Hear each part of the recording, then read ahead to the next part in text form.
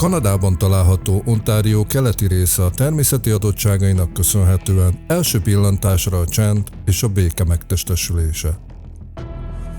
Végtelennek tűnő országutak, érintetlennek tűnő erdők és mezők váltják egymást, a házak pedig egymástól távol elszórtan helyezkednek el. Az olyan kisvárosok, mint Tweed vagy Belleville tipikus példái azoknak a kis közösségeknek, ahová az emberek éppen a béke és a biztonság érzete miatt költöznek. Tweed egy különösen ilyen hely. Egy település, ahol szinte mindenki ismeri egymást, ahol a bizalom természetes, és ahol sokan még mindig úgy gondolják, hogy a súlyos bűncselekmények kizárólag a nagyvárosok problémája. Hosszú évekig semmilyen kirívó esemény sem zavarta meg az ott lakók nyugalmát. A térségtől nem messze helyezkedik el Kanada egyik legfontosabb katonai légibázisa. Itt teljesítenek szolgálatot a kutató-mentő egységek, innen indulnak nemzetközi küldetések, és ide érkeznek magasrangú állami vezetők is. A bázis jelenléte egyszerre jelenti a biztonságot, a fegyelmet és az állami tekintélyt. Ez a kettősség, a csendes vidék és a katonai jelenlét adja meg a térség különleges atmoszféráját. 2009 előtt senki sem sejtette, hogy ez a látszólag békés környezet hamarosan az ország egyik legsokkolóbb bűnügyének helyszínévé válik. Az egész csendben kezdődött. 2007 körül egyre több furcsa betörést jelentettek Kelet-Ontario különböző településein. A házakba rendszeresen akkor törtek be, amikor senki sem volt otthon, mégsem tűnt el szinte semmi értékes. A rendőrség és a lakosok számára is ez teljesen szokatlannak és értelmetlennek tűnt. Idővel azonban egy nyugtalanító minta kezdett kirajzolódni. A célpontok többnyire fiatal nők otthonai voltak. Intim ruhadarabok tűntek el, személyes tárgyakat mozgattak meg, és egyes áldozatok utólag rájöttek, hogy valaki titokban a legintimebb tárgyaik között kutatgatott. Ami eleinte ugyan bizarr, de nem erőszakos cselekménynek látszott, 2009-ben drámai fordulatot vett. Ebben az évben az elkövető átlépett egy határt.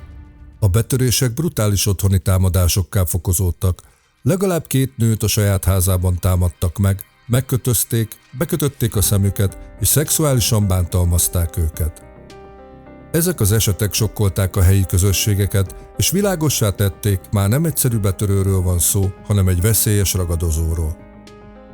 A történet legtragikusabb fejezete végül 2 fiatal nő életébe került. Az egyik áldozat a kanadai fegyveres erők tagja volt, akit a légibázis közelében találtak holtan az otthonában. A másik egy 27 éves nő volt Tweed térségéből, aki 2010 elején nyomtalanul eltűnt. Eltűnése nagyszabású rendőrségi keresést indított a környező területeken. A nyomozásban kulcsfontosságú szerepet játszottak a kriminalisztikai bizonyítékok, különösen a jellegzetes gumiabroncs nyomok. Ezek vezették el a rendőrséget ahhoz a felismeréshez, hogy az addig különállónak hitt esetek valójában összefüggenek, és egyetlen elkövető áll mögöttük. Egy sorozatos elkövetővel van dolguk. A következő megdöbbentő fordulat azonban ezután következett. Több gyanúsított kizárását követően a nyomozás középpontjába végül egy magasrangú katonatiszt került.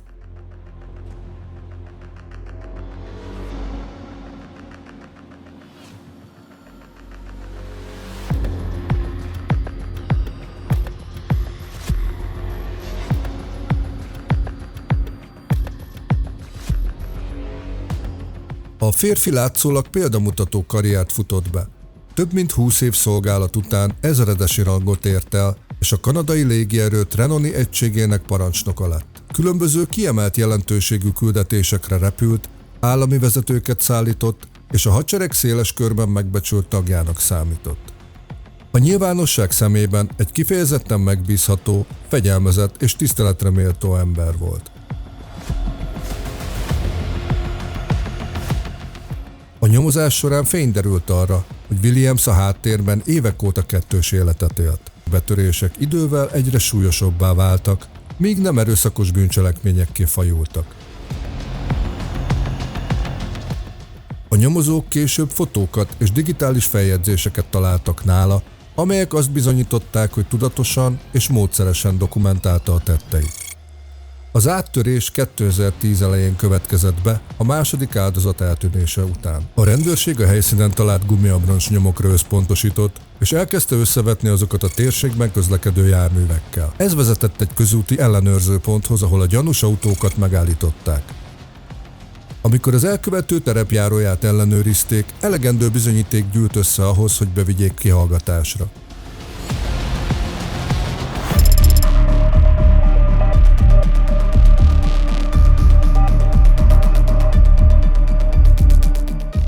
Az első ismert támadás Brighton térségében történt.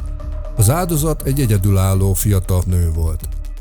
Azon az éjszakán, mi alatt aludt, egy idegen behatolt az otthonába. Nem riasztotta fel zajjal, nem tört zúzott. Amikor a nő felébredt, már nem volt egyedül. Az elkövető megkötözte, bekötötte a szemét és szexuálisan bántalmazta.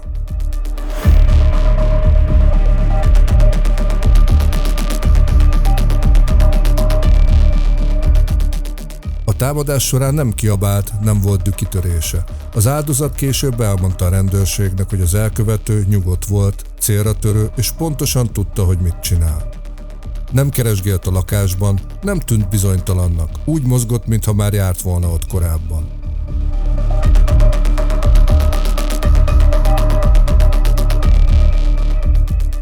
Ez az eset önmagában is rendkívül súlyos volt, de akkor még nem tudták, hogy nem elszigetelt támadásról van szó.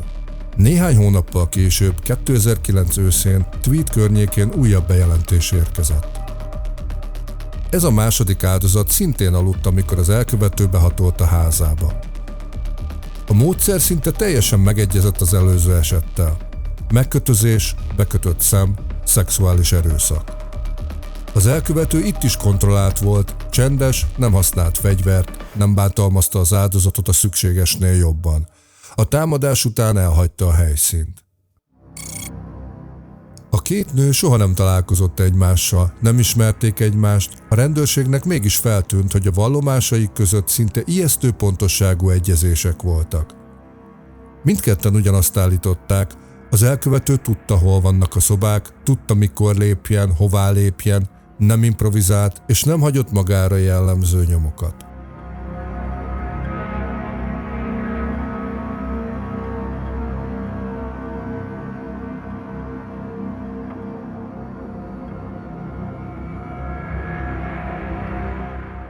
A nyomozók számára ez egyértelmű üzenet volt. Ez az ember már korábban is járt ezekben a házakban. Utólag derült ki, hogy ezek a támadások egy hosszabb folyamat részei voltak. A betörések, az eltűnt ruhadarabok, a megfigyelés mind előkészítései voltak annak, ami 2009-ben történt. Az elkövető addigra már ismerte az áldozatait, tudta, mikor vannak egyedül, tudta, hogyan lehet zaj nélkül bejutni. Fontos hangsúlyozni, ezek a nők túlélték a támadást. Vallomásaik nélkül a rendőrség soha nem láthatta volna ilyen tisztán az elkövető működését. Ők voltak azok, akik először írták le egy szervezett, fegyelmezett, kontrollált támadó képét.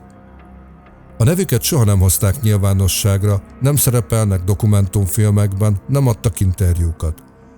A bírósági iratokban is csak áldozat A és áldozat B megjelöléssel szerepelnek. De a történetük nélkül nem lehet megérteni, mi történt ezután. Mert miközben ők túlélték, az elkövető tovább lépett, és néhány hónappal később már nem hagyott életben senkit.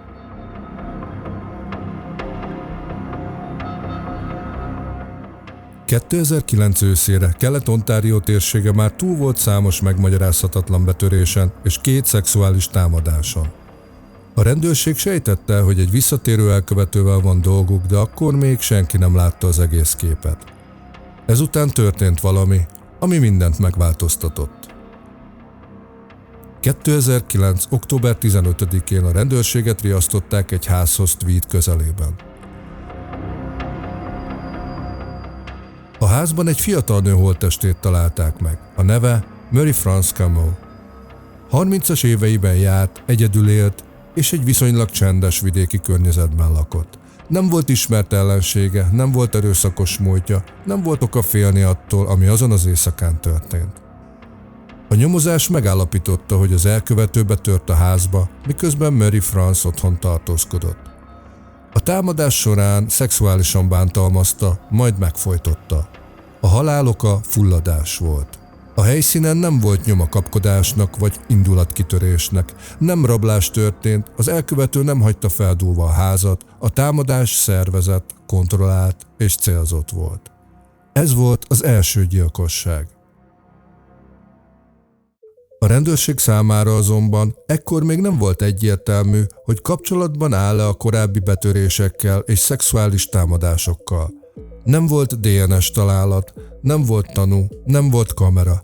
A gyilkosság egyelőre önálló ügyként futott. 3 hónappal később azonban újabb riasztás érkezett. 2010. január 28-án a rendőrség Belleville-ben talált rá Jessica Lloyd holttestére. Jessica 27 éves volt, 2 gyermekes anya, egyedül élt, dolgozott, próbált összetartani az életét, és azon az estén semmi sem utalt arra, hogy veszélyben lenne. A nyomozás rekonstruálta az eseményeket. Az elkövető az esti órákban hatolt be a lakásba. Jessica még ébren volt, a támadás során szexuális erőszak történt, majd az elkövető megfojtotta. A halál oka itt is fulladás volt. Jessica Lloyd maradványaiban az orvosszakértő egy férfitól származó DNS-re bukkant, viszont erre csak a tettes beismerő vallomása után került sor, amikor is felfedte, hogy hová rejtette a holttestet. Addig a pontig a hatóság Jessicát eltűnt személyként kezelte. A nyomozás fordulópontját a helyszíneken rögzített gumiabroncs és bakancsnyomok jelentették. A minták minden helyszínen egyezést mutattak, ami lehetővé tette a rendőrség számára, hogy fokozatosan leszűkítsék a lehetséges elkövetők körét. Egy közúti ellenőrzés során Russell Williams járműve is kapcsolatba került ezekkel a nyomokkal, így hamar a nyomozás egyik fő gyanúsítottjává vált. Ekkor derült ki, hogy ugyanaz az ember követte el mindkét gyilkosságot, és hogy a módszer szinte tökéletesen illeszkedik a korábbi betörésekhez és a túlélők által leírt támadásokhoz. A 2 nő közötti kapcsolat nem személyes volt, nem ismerték egymást, nem volt közös ismerősük. Az egyetlen közös pont az volt, hogy egy olyan ember választotta ki őket, aki már régóta figyelt, tervezett és gyakorolt.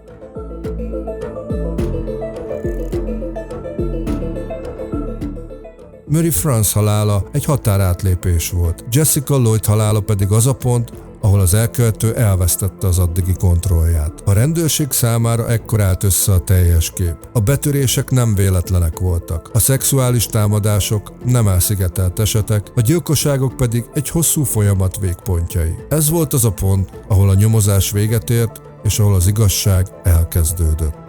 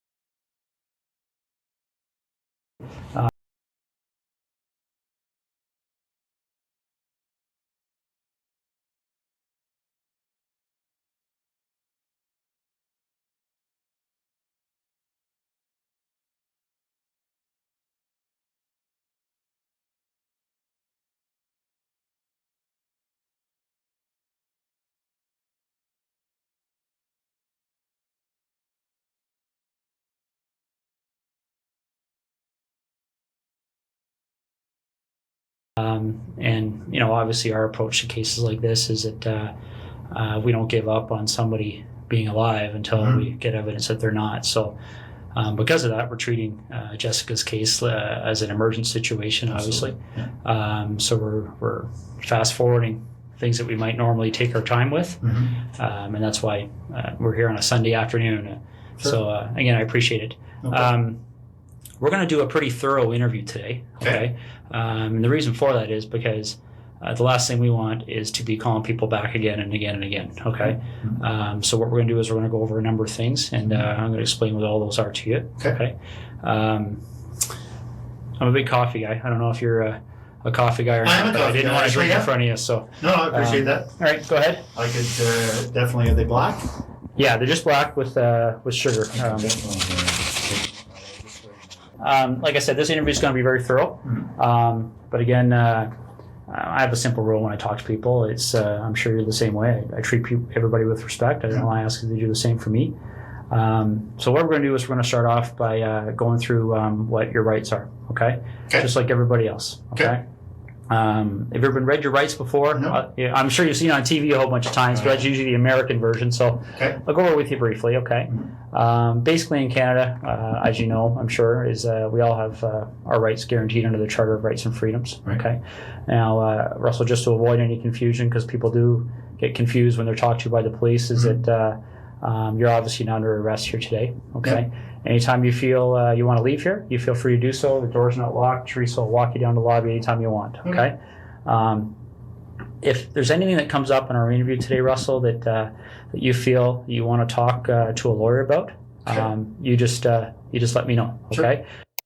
Bár Williams technikailag bármikor távozhatott volna, a kihallgató helyiség elrendezése egy tudatos pszichológiai stratégiát tükrözött. A nyomozó Russell és az ajtó közé ült, ez egy gyakran alkalmazott kihallgatási taktika, amely többeknek már ismerős lehet korábbi epizódokból is. Az üzenet ugyan nem hangzik el nyíltan, mégis egyértelmű.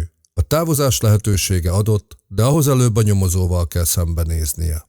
And the reason for that is I want to explain to you exactly what's going on here, okay? Jessica Lloyd is one of 4 cases that we're currently investigating. Okay, and essentially what's happened is over the past about 4 or 5 months, there have been 4 occurrences that, like I said, that we're looking into. 2 of those occurrences occurred in September of 2009, and very briefly, they were up in the Tweed area.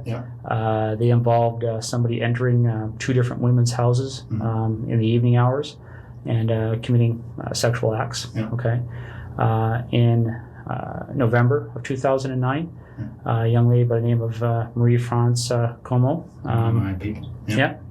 was found murdered in her home in Brighton. And we believe that there was a sexual component to that crime as well. And then most recently we have Jessica Lloyd's disappearance. Okay, so essentially when you're looking at those kind of crimes, we're looking at a number of different potential criminal charges. All right, we're looking at issues all the way from the most serious one, which is first-degree murder, kidnapping, sexual assault, break and enter with intent to commit sexual assault, forcible confinement, okay? And so what I want to make sure you understand, and this is what we've been doing with everybody we've been talking to, is that clearly when we find out who's responsible for one or all of those crimes, they could be charged with one or all of those offenses, okay? Whether it's you or whether it's anybody else, all right? And that's why it's important that we make sure that people understand what they have to do and what they don't have to do when they're talking to us, okay? So as I said before, any point today you feel the need, you want to speak to a lawyer, you let me know, and we can take you to a room where you can do that in private, okay? Do you have your own lawyer? I have a realty lawyer, but no, I don't have a lawyer. All right. If at any point you want to make that call and you don't know who to call, we have a phone list of lawyers that are available to give you advice free of charge right over the phone. Okay. So again, if at any point today you want to take advantage of that, you just let me know. Is there any reason you want to call a lawyer now? No. Okay. A couple other fairly simple and straightforward things that you probably understand, but again, we go over them to make sure everybody's clear, is that you don't have to speak to me today, okay? And the reason for that is because the law considers me to be what we refer to as a person in authority, okay? Probably similar to what you may be considered to be on the base. And because of that, I can be compelled to appear before any judge in the country, basically, to account for what takes place here today between you and I, okay? And that's the reason why everything's recorded, because there can't be any more accurate record than that, right? So, understood. And the other thing I want to make sure you understand is that, you mentioned a second ago about Ms. Como being one of your work associates. So I don't know what's happened since November on the military side of things. But what we want to make people clear on is that if you have been spoken to by any person in authority or any police officer about any of those cases, I don't want what they may have said to you to make you feel influenced or compelled to say anything to me today, okay? whatever you might have felt influenced or compelled to say to them earlier, you don't have to repeat it to me, and you don't have to say anything further. Okay. But obviously, what you do say, for the third time is being recorded, right? So. Understood. These first two attacks happened not that far from my place in Tweed. Well, the second one did. Yeah. We didn't even know the first one had happened, but I understand that was reasonably close as well. But the second one was very close. Yeah. So certainly at the time, the OPP did a door-to-door. Yeah. And, within a couple of days, probably the same night. So I spoke with a couple of guys then. Okay. Sokak számára feltűnhet, hogy az ezredes beszédében itt már egyre inkább bizonytalanság és feszültség érződik. A válaszai óvatosabbnak, helyenként idegesebbnek hatnak, miközben láthatóan nagyobb mentális erőfeszítést fordít az információk feldolgozására és válaszainak megfogalmazására. A testbeszéd és a hanghordozás elemzése a kihallgatások során összetett és alapvetően szubjektív terület. Az így tett megfigyelések önmagukban természetesen nem tekinthetőek bizonyítéknak, mivel értelmezésük nagy mértékben a megfigyelő tapasztalataitól és benyomásaitól függ, ami az elemző által elvárt eredmény irányába torzíthatja a levont következtetéseket. Az ilyen finom viselkedési jeleket általában a nyomozók a már rendelkezésre álló tényekkel, információkkal összevetve egy iránytűként használják annak érdekében, hogy milyen irányba tereljék a kérdéseiket, és hogy felmérjék, mely kérdések váltanak ki érzelmi reakciót a gyanúsítottban. And you've kind of almost hit the nail on the head about some of our issues that kind of make us want to talk to Russell Williams, okay?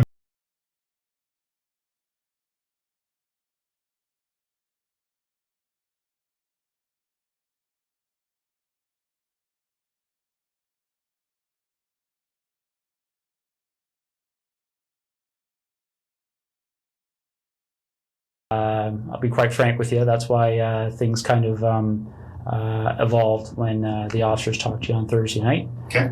We kind of went from there because when I think you discussed with them the fact that you were a colonel at the base.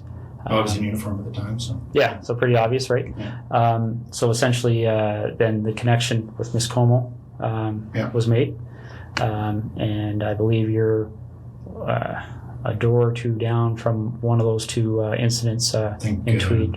3 doors down, yeah. Yeah. Very close, absolutely. Yeah, exactly. So those are some of the issues we wanted to discuss with you. Yeah. Okay.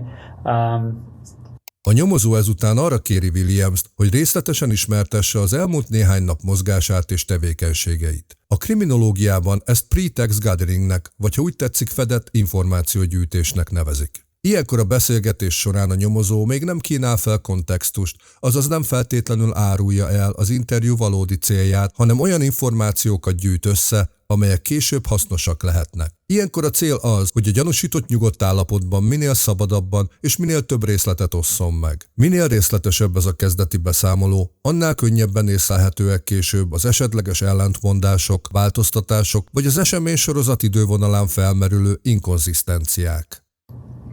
Friday on the day, I was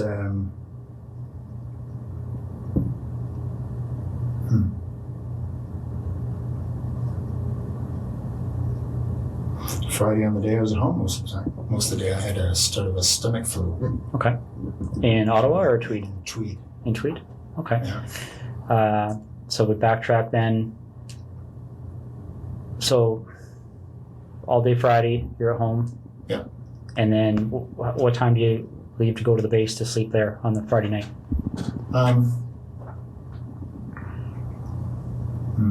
Not sure. Probably just went in for just before bed. So I probably left Tweed at between 8 and 9 or so. Okay. And you get to the base and spend the evening there and get up for the 5:30. Yeah. Okay. That's right. So we backtrack from there. When did you arrive at your home? At the cottage. I don't want to get confused between your home in Ottawa and the home in Tweed. So, no, I had been in Tweed all week. Yeah. The week prior now.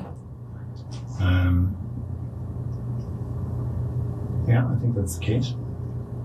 I was in Tweed all week. Flew Saturday. Headed to Ottawa Saturday night.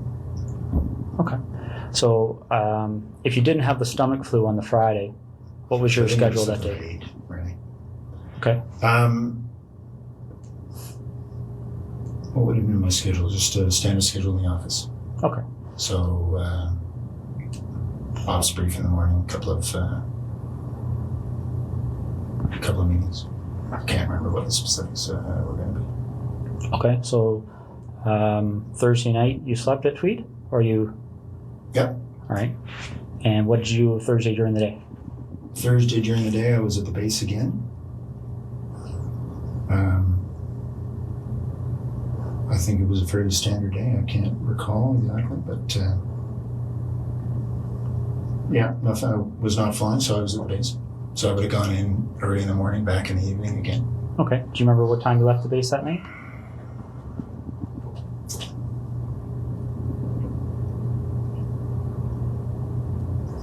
I don't remember anything peculiar, so I would say, I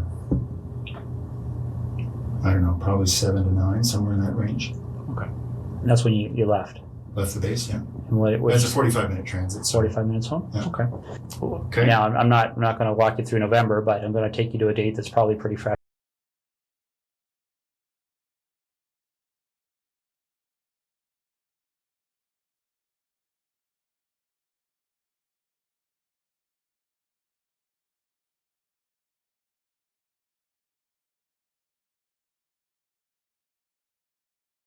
It was late at night, early in the morning. It was certainly, I saw it, I want to say first thing in the morning, because I had just come back from Ottawa. I was in Ottawa for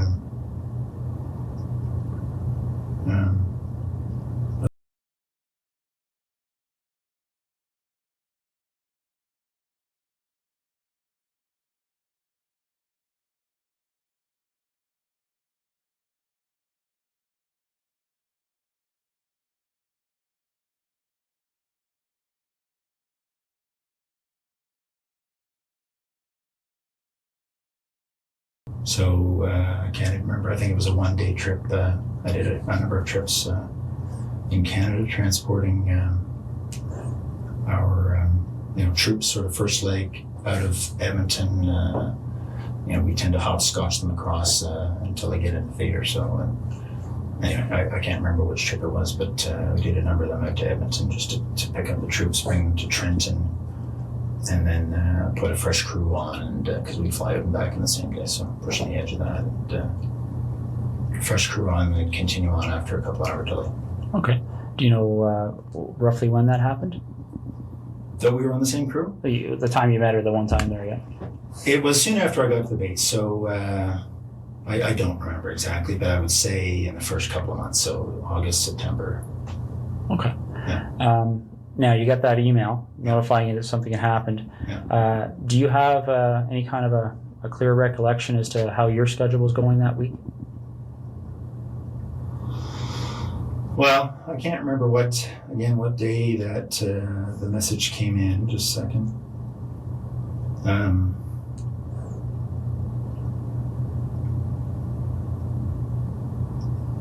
No, I can't remember what day of the week, but I just think there was a whole bunch of activity spun up as a result, obviously. No, I can't remember the day of the week.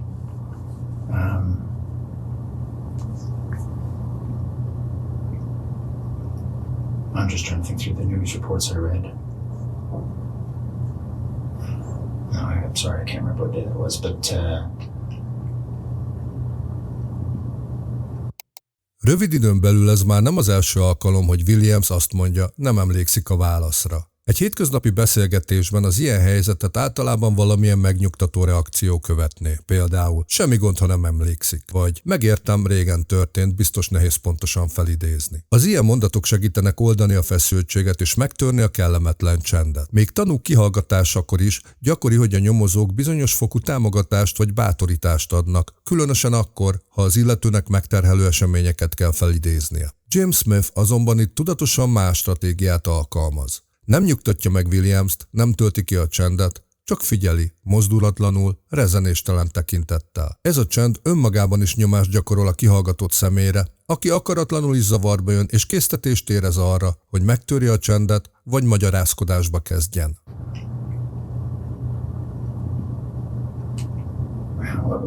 What we learned after the fact was that the MPs had learnt of her death I think quite a bit after her body had been discovered. Okay. So I think what happened, okay. So I think, if I remember correctly, the MPs learned late that evening. Can't remember when, obviously her body was discovered. It was probably in the news reports, but so they learned, and then they passed it to ops so they immediately passed it to me. Okay. The MPs work for the wing operations officer, so they go, through their chain of command, and then as soon as the duty watch officer had that information, she advised me. Okay. So again, that particular week, along with some others. Right. I'm sure it spread like wildfire. Yeah, absolutely. So that particular week, do you have any recollection? Well, for instance, when you got the email, do you remember where you were? I was at home in Tweed. Okay. Yeah. Do you remember if that was a week that you were reasonably stable in Trenton, or had you flown? No, I had been in Ottawa. Earlier in the week for some meetings over in Gatineau for one of the. It's actually for the C-17 acquisition. I was project director when I was here in Ottawa for that, so just some follow-up stuff for that. Okay. So I had been here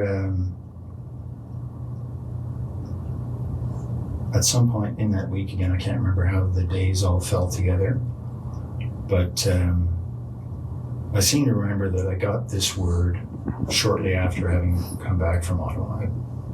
It seems to me it was the same week.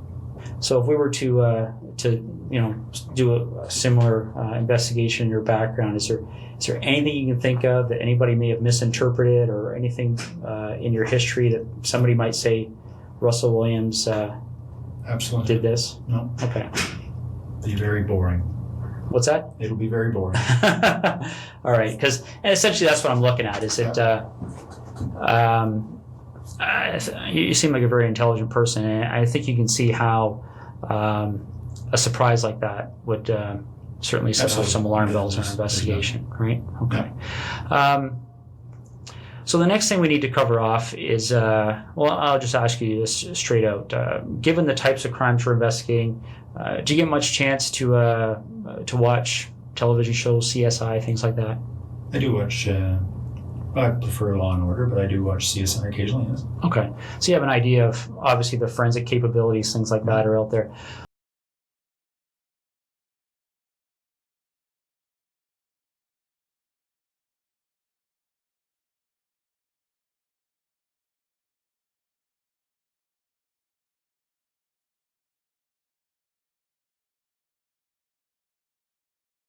A rendőrségnek mindössze 2 jelentősebb fizikai bizonyítéka volt. A Jessica Lloyd háza közelében rögzített gumiabroncsnyomok és a helyszínen talált lábnyomok. Ugyan a későbbiekben Murray France holttestében találtak egy férfitől származó DNS-t, de ez sajnos nem volt megfelelő állapotban ahhoz, hogy felhasználható bizonyítékká váljon. A holttest jelentős bomlásnak indult, és ez még az azelőtti időszakban történt, hogy a modernebb DNS vizsgálati technológiák széles körben elérhetővé váltak volna.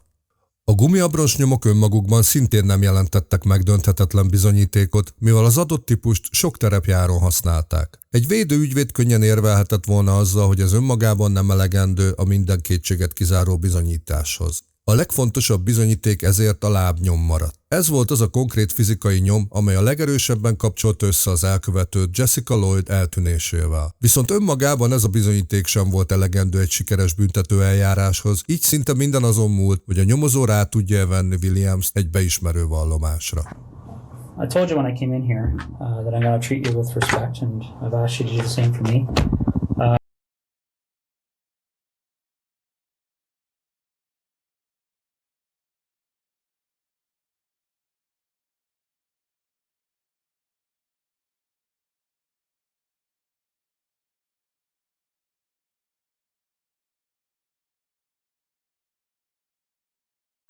And I want you to see what I mean. All right. This is the footwear impression of the person who approached the rear of Jessica Lloyd's house on the evening of the 28th and 29th of January. Yeah. Okay. All right. Now, I want you to keep in mind that this is slightly smaller, okay, in scale. Okay. Okay. All right. That's not to scale. The footwear is actually bigger. Okay. If you look here on the ruler, you'll see that 1 inch is just slightly smaller than an actual inch. Okay. But this is the way it prints off on the computer. Yeah. I'm going to move this over so you can see what I mean. All right. Because essentially, when you're dealing with footwear impressions, we have a gentleman on the OPP who's basically world-renowned. His name is John Norman. Mm-hmm. And essentially, with footwear impressions, you're in a situation where you're pretty much in the area of fingerprints, mm-hmm. Okay? And essentially, what we're talking about here is, especially when you start adding in other pieces of information that mm-hmm. Support an investigative position, okay? Yeah. A nyomozó több korábbi kijelentése valójában tudatos pszichológiai nyomásgyakorlás volt. A lábnyomok a valóságban közel sem olyan egyediek vagy bizonyítékó erejűek, mint az új lenyomatok. James Smith azonban pontosan tudta, hogy a legtöbb ember részben a filmek és a sorozatok hatására hajlamos túlbecsülni az ilyen típusú bizonyítékok pontosságát. Ezt a jelenséget a szakirodalomban CSI effektusnak nevezik, amit annak idején a diplomamunkám során volt szerencsém mélyebben is tanulmányozni, és amit majd egy önálló videóban szívesen megosztok veletek. A nyomozó ezt a CSI effektust használta fel arra, hogy fokozatosan megingassa Williams önbizalmát és kontrollérzetét, még mielőtt nyíltan konfrontálta volna a lassan, de biztosan gyarapodó bizonyítékokkal. This is a photocopy of the boot that you took off your foot just a little while ago, okay? Now, I'm not an expert in footwear impressions, so I rely on the experts. Footwear impressions are very much like fingerprint comparisons, okay? You take a look at this print, and again, this is one print. This person walked through, there's several different prints to compare. Mm-hmm. So we're going to get features off of one print to compare, features off another print to compare. Yeah. These are identical.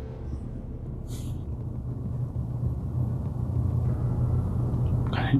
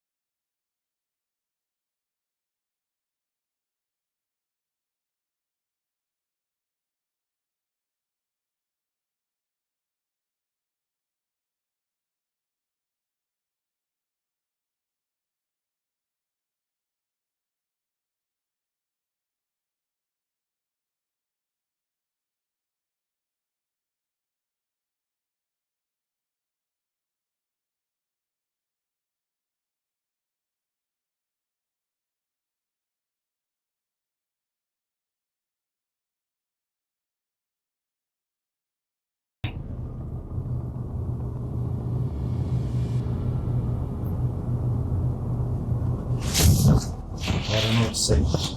It's Well, you need to explain it, because this is the other problem we're having, Russell. Okay. Again, these decisions are made by me. Mm-hmm. Right now, there's a search warrant being executed at your residence in Ontario.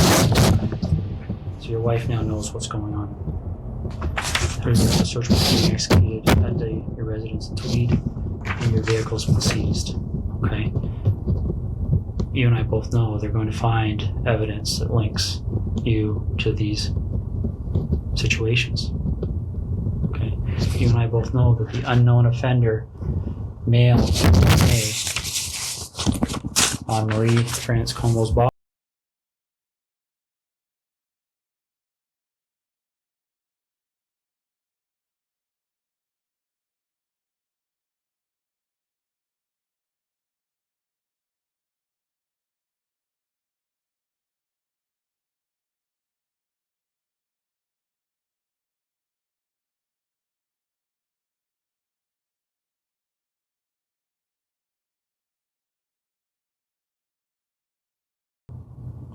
Okay.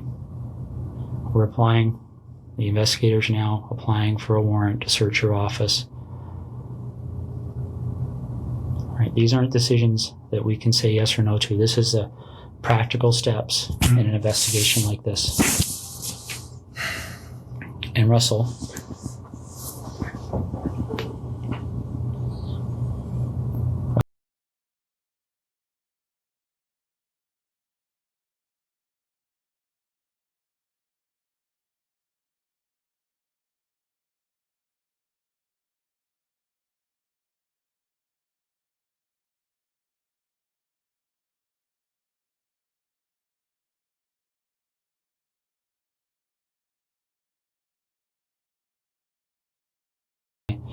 the bottom line is that as soon as we get that piece of evidence that solidifies it, DNA, okay, as soon as the expert in footwear impressions, the expert in tire impressions calls and says, yes, I've examined those and they're a match, it's all over. Because as soon as that happens, where's your credibility? Where's your believability? You're just another, and again, don't take this wrong, okay? But you can see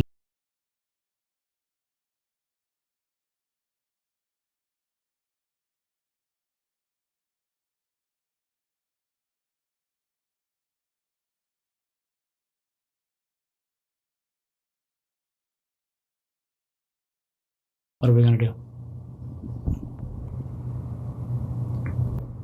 So you're pointing to a detailed map of that area, and I'll show you where she is. Okay, is she close to a road? Yep. How long has she been there for?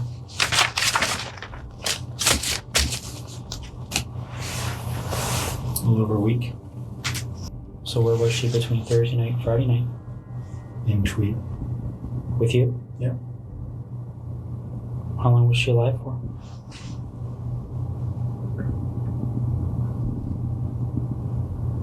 Almost 24 hours, not quite. Okay. How far off the road is she? 40 feet. Is she covered with anything? She's wrapped up. In She's what? on the surface. Just a gray something or other cover. Okay. Barry, the obvious question I'm going to have for you is, when they go there, they'll be there shortly, they're going to find her? Oh, yeah. Okay. I'll be right back. You look like you want to... Az ügy valódi áttörését Russell Williams részletes beismerő vallomása jelentette. Miután megtört az ellenállása, egyfajta lejtőre került és félelmetes részletességgel kezdett beszámolni valamennyi bűncselekményéről. Nem csupán a tetteit ismerte be, hanem azok előkészítését, szisztematikus megtervezését és a végrehajtás során felmerülő problémákat és az általa alkalmazott megoldásokat is aprólékosan ismertette. Vallomása különösen nyugtalanítóvá vált annak fényében, hogy cselekményeit rendkívül módszeres módon dokumentálta, számtalan fényképet és videófelvételt készített, amelyek részben saját emlékeinek megőrzését, részben pedig a teljes kontroll érzésének fenntartását szolgálták. A bizonyítékok mennyisége és rendszerezettsége egy olyan elkövető képét rajzolta ki, aki szinte megszállott alapossággal rögzítette bűncselekményeinek minden részletét, és a fő célja nem volt más, mint a vadászat és az áldozat felett aratott teljes kontroll. Yeah, we start with Jessica. How does that start for you?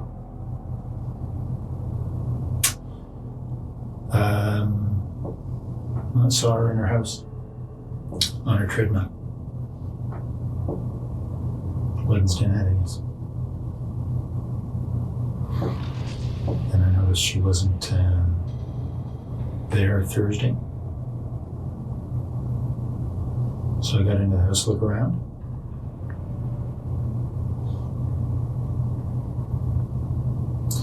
Then and I left. Noticed she'd come home. So I went back in through the back patio door while she was sleeping. So I woke her up.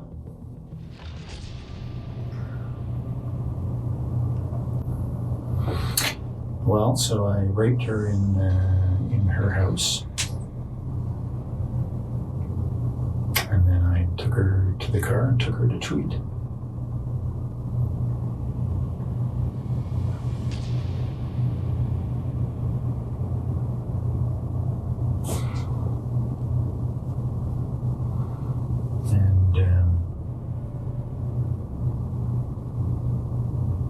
Spent the day in Tweed.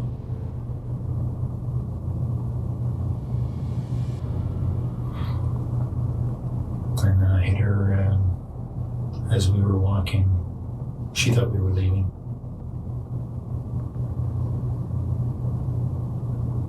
Hit her on the back of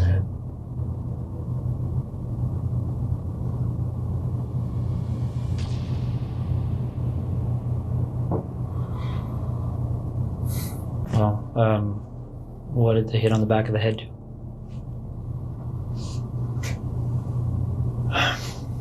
Well, I was surprised that her skull gave way. She was there and immediately unconscious. I strangled her. Okay. What did you hit her with? Flashlight. Okay. In the house or outside the house? In the house.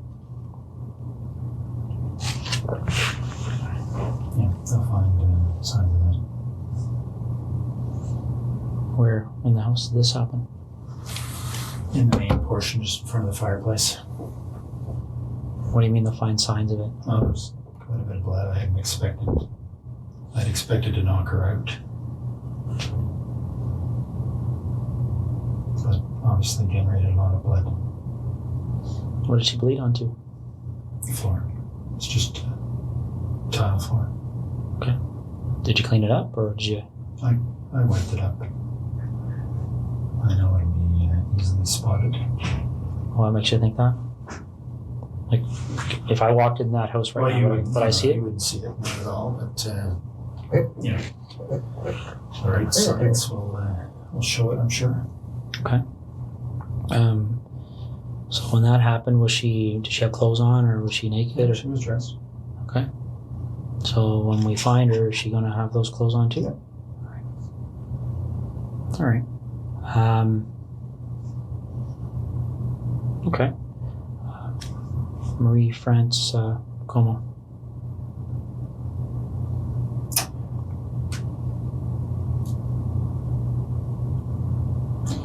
There was an open window in the basement of her house when she was away.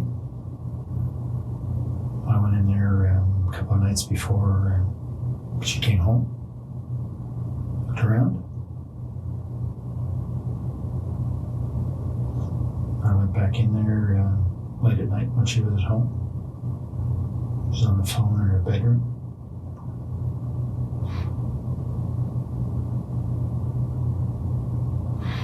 She actually discovered me in the basement.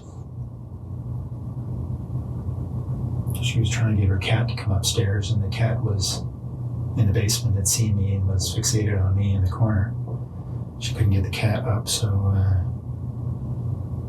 she came downstairs trying to get the cat, and I'm not sure why she came over to me. I guess the cat was staring at me, and she was wondering what the cat was staring at. The lights were on.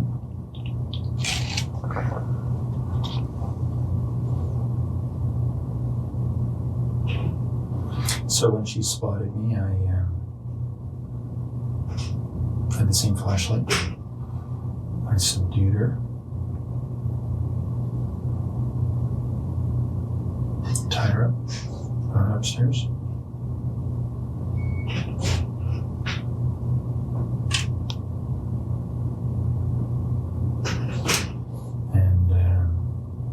Strangled her later in the morning. Well, more suffocated her. Some tape.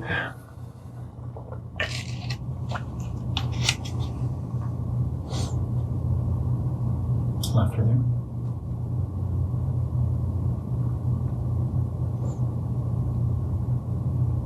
How did you subdue her? When you say subdued her in the basement, what did you do? Well, I had the same flashlight, and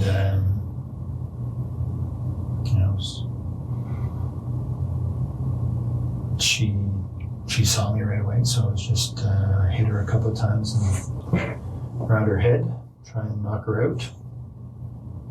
Didn't, but she was bleeding a little bit.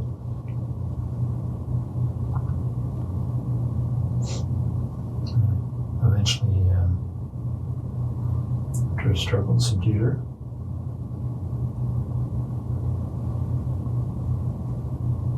Okay. Any blood from that struggle? Oh yeah. No, not a whole bunch, but a flashlight did break her skin a couple of times. Okay. What area of the basement did that take place in? I was hiding behind the furnace, so she spotted me right there. Okay. Did she recognize you? No, I had stuff on my face. Okay.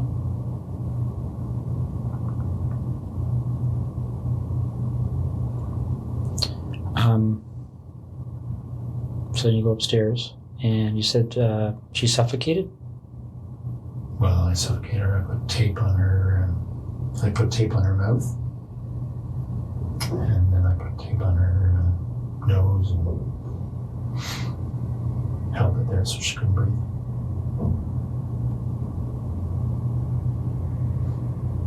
Okay.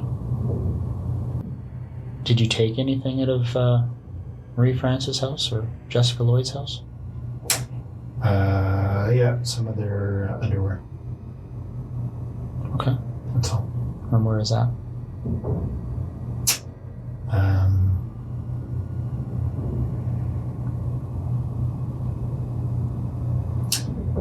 It's in some boxes in the basement here in Ottawa, in that rec room.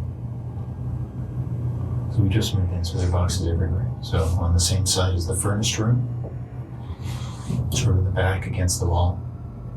Okay. What do the other boxes look like?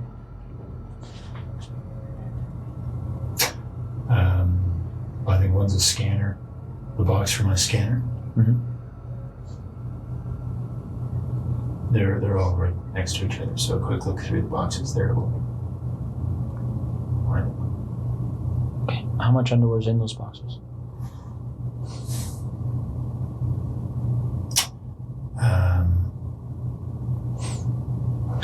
Probably 60 pieces or so total. All women's? Yeah, 60 pieces of theirs. Of whose? Of Jessica's and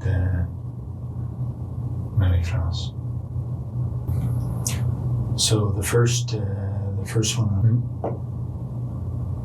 I had just spotted her from our boat, actually. And I got into the house while she was asleep. Noticed that she was alone.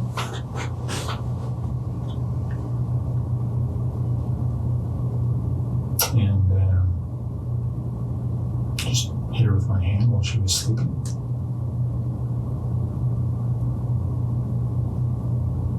Subdued her. Mostly just my weight on top of her.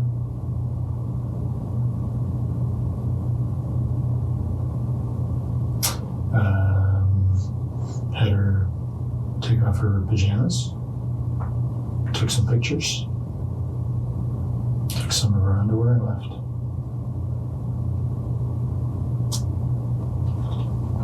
And the other woman? Same kind of deal. Got in through the back of the house. She was sleeping in her, not in her bedroom, but in her, in front of the TV. Very much the same story.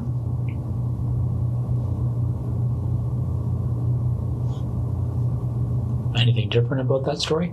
I mean, pretty much the same story and exactly the same story, or two different things, right? Yeah, no, not much different at all. I did have the flashlight that time. I hit her with a flashlight. Didn't think it would knock her out. Did. So, and I subdued her with my weight. Took off her clothes, took some pictures, and left.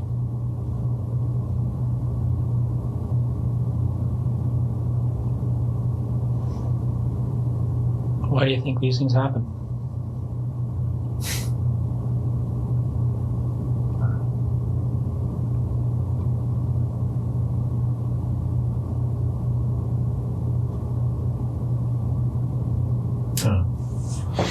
Well, let me ask you this. Is it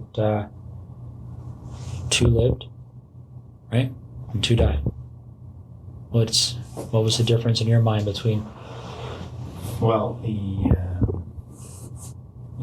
the attention the first two got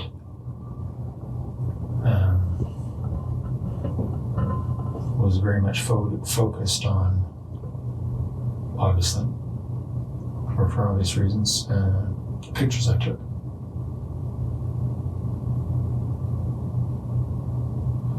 So anybody else telling stories about pictures, right, would have been a fairly straight line.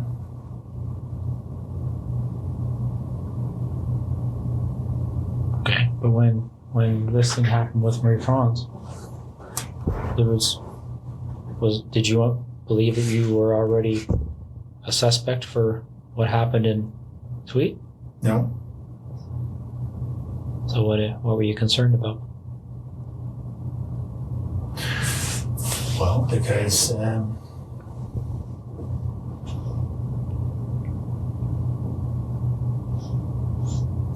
was pretty sure that she was serving military, right? Mm-hmm. It would have been difficult for investigators to ignore that connection. Okay. Let's go back to Jessica then. Okay. You see her on the Wednesday night. Okay. On her treadmill. Mm-hmm. How do you see her?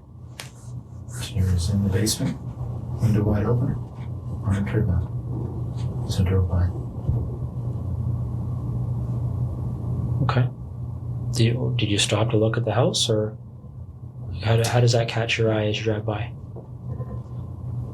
Well, I was looking to see who was where. Don't know that area very well, so I was just keeping my eyes open. Okay. So you spot her on the Wednesday. Yeah. Do you just keep on going, or did you stop and take a closer look that night or anything? No? Okay. And you went back on the Thursday night, right? Yeah. So you go back on the Thursday night and you went into the house before she came home?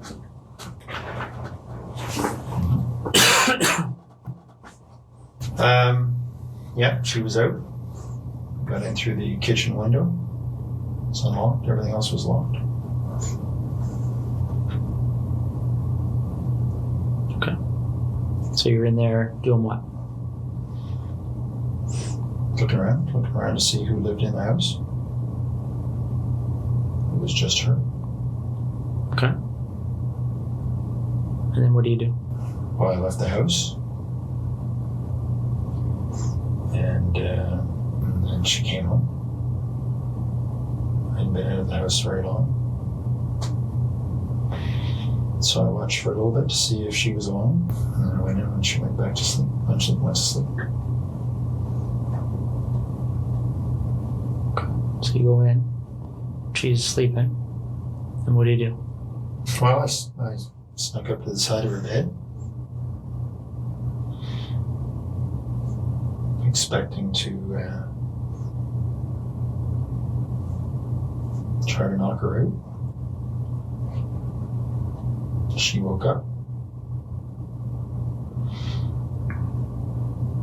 but she did as I said.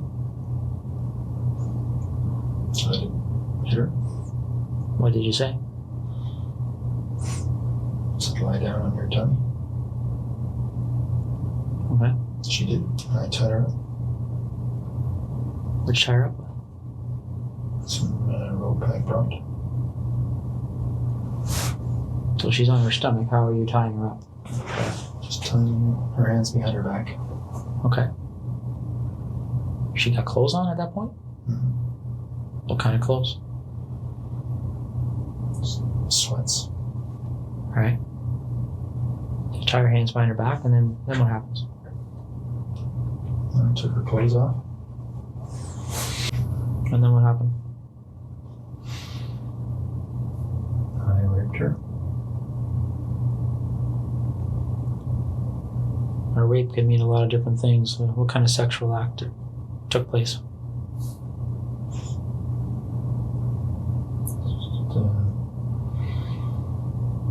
Vaginal and oral. Any kind of conversation happening when this is going on? Yeah, a little bit. What was being said? Well, I threatened her before I had her perform oral sex. What did you say? Well, I put a zip tie around her neck. I said that I would pull it if I didn't like what she would do. Okay. So she did what you told her to do? Mm-hmm. Any issues there? Any reason to pull it?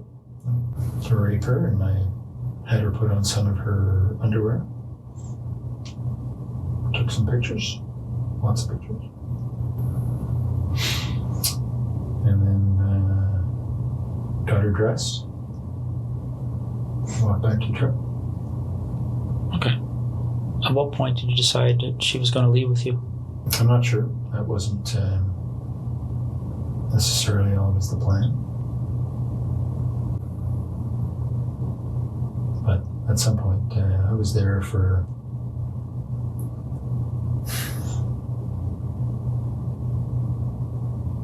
three hours, 3 and a bit.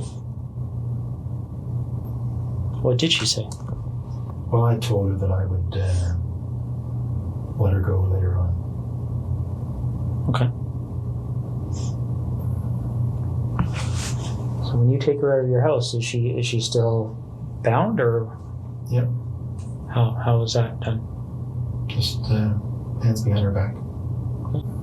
So where does she sit in your truck when you get to the truck? Front seat, passenger side. Okay. And where do you go? Straight to Tweed. Straight to your house in Tweed, or straight to just the town? Straight to the house. No stops anywhere? No. Okay. What time, do you remember what time you arrived there?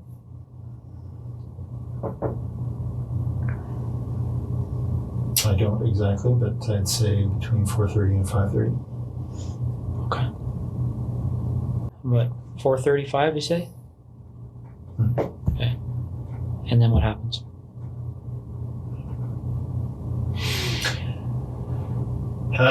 Well, she would go to the bathroom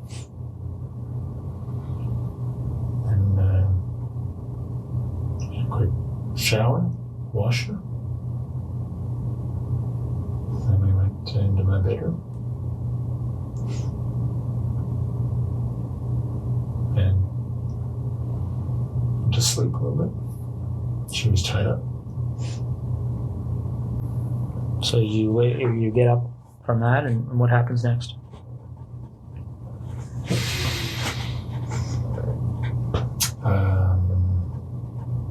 She had a seizure, actually. Got her dressed. She recovered. And then what happened? Well, then we had a little lie down right there because she was obviously exhausted.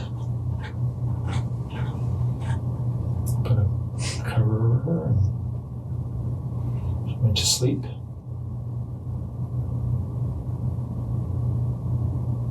Wait for an hour or so. And I had told her earlier that before I let her go, I wanted to take some pictures of her in her underwear.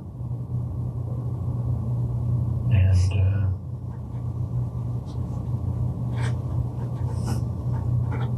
have sex with her. So after she'd had a rest for an hour or so, put on a number, pairs, panties, bra that she had. Okay. Taken from the house. So she put those on and I took pictures. Okay. Are you in any of these pictures? Yep. Well, I'm with her. There's on the hard drives, you'll see there's video as well. almost 4 hours, I guess. Of what?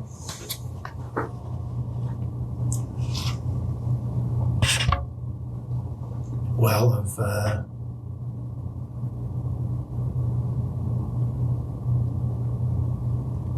initially at her place of raping her. And then, so I was running the video and then taking still pictures. So the video pretty much covers everything. Did you use video at other places? At many houses as well. And is that video on the hard drives? Yep. Same type of activity? Yep. Jessica poses for these pictures and there's videos and then what happens?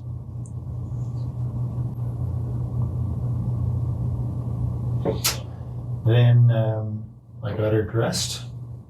She thought she was leaving. And then as we were walking out, I struck her on the back of the head. And what was that strike supposed to accomplish in your mind? What was the intent of doing that? Well, I thought I would be able to knock her out, and then I was going to strangle her. Okay. She was immediately unconscious.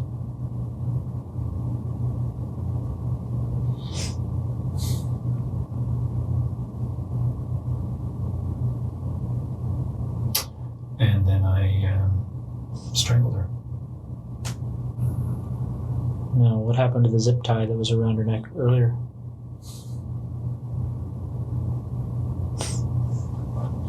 I took it off.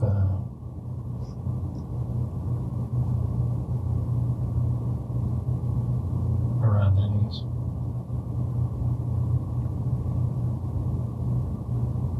Did you take it off before you put the rope around her neck or after, or do you remember?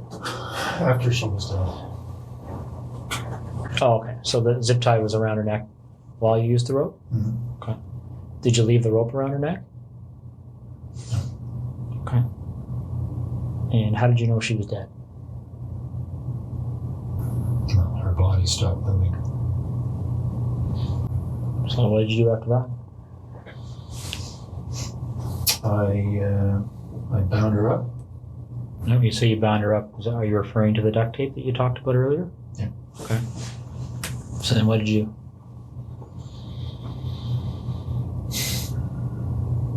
I put her in the garage. It was very cold.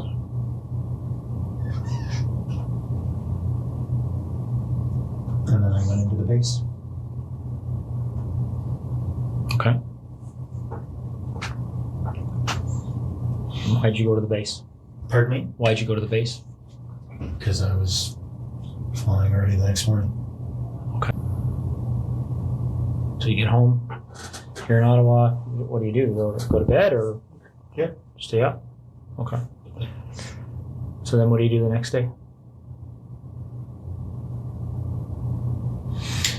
Well, my wife and I did some stuff. I can't remember what was going on that day. Putting together the new house. And I headed back to Tweed that night. Mm-hmm. Sorry. No, I didn't. I had Monday off. That's right. I had Monday off, and then I was visiting one of the units in Ottawa on Tuesday. So I didn't head back to Tweed till Tuesday night. Okay.